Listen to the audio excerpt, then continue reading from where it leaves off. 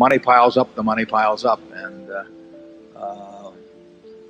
when we see something that makes sense, we're willing to act very fast, very big, but we're not willing to act on anything that doesn't check out in our view. You don't get paid for activity, you only get paid for being right. My name is Hubert Vos. I'm from Santa Barbara, California. Earlier this morning, you made a comment that if the market fell, you would be spending less time on the internet because you'd be very busy. And this has reinforced an impression I have had that the cash flows of Berkshire Hathaway are enormous, but that possibly in the last 12 months, you've been investing less than you had previously. And if so, if this is correct, what does that say about waiting for attractive values? How long are you willing to wait? And what does that say to the investment public in their own habits? Well, you're correct that we have not found anything to speak of in equities in a good many months. And the question of how long we wait indefinitely. We are not going to buy anything just to buy something. We will only buy something if we think we're getting something attractive.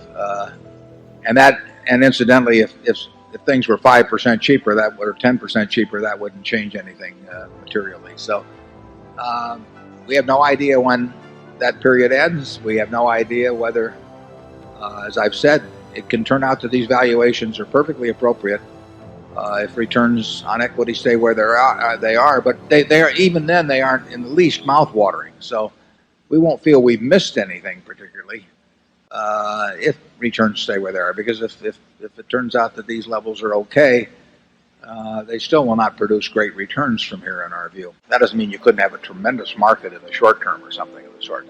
Markets can do anything. I mean, you look at the history of markets and you just see everything under the sun. But we will not.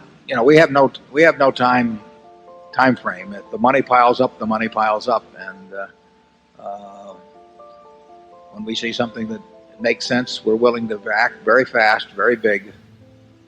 But we're not willing to act on anything that doesn't check out in our view.